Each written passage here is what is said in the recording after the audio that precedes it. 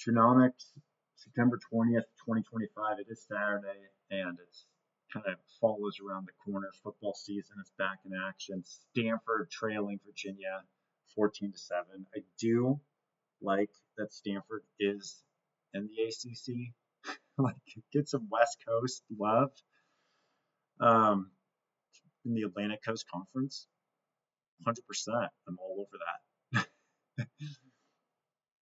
We can talk sports too, but predominantly we've been talking markets. Yesterday, the S&P did hit a new all-time high, but only 31 out of the 500 stocks in the S&P 500 hit new 52-week highs.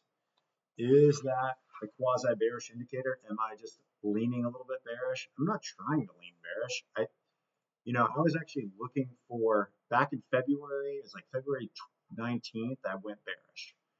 And then, let's say April 22nd, I became more bullish and closed out any sort of short type positions. One person that I thought has done a decent job of seeing that was this guy, the great Martis. And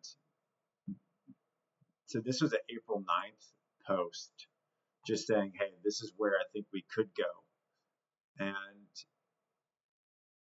I'm not saying to listen to people on Twitter. I'm just saying Twitter can be a fun environment where you're able to actually glean some insight by kind of back testing people, what they do during this time. I mean, there's certainly people that were in the camp of, we're going further down and it's the end of the world and we're never going to see the all-time highs for a decade. I remember hearing that. I was like, okay, that's kind of wild, but whatever.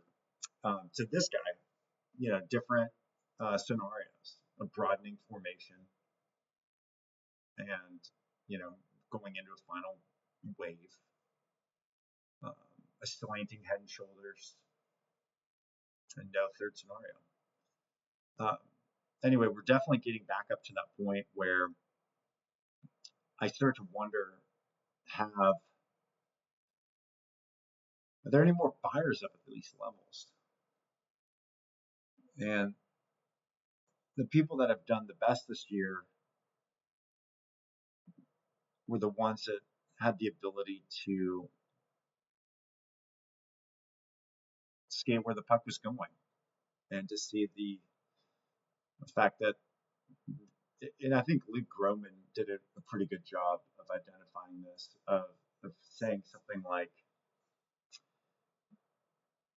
the markets just can't handle much more than a 30% drawdown. So if you get to that point, like, it's not realistically likely that it's going to go down any more than that. Partially because the system can't handle it. Is that true? Is that not? I don't know.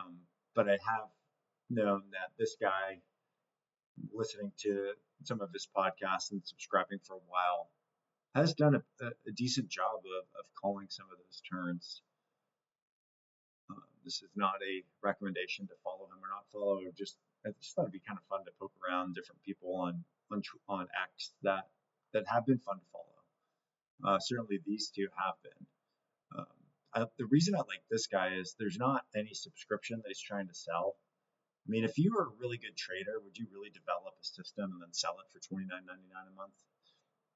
So kind of I'm trying to seek out where there's some real talent, and not necessarily people that are running funds, but just people that manage their own capital and do it for the love of the game.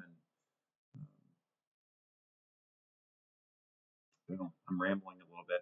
Stanford is still down 14-7. They're offsides there. Have that going on another monitor. Gosh, I got to get to an SEC game now. That's really, I think, the real action's at. The ACC's a good upgrade for Stanford, but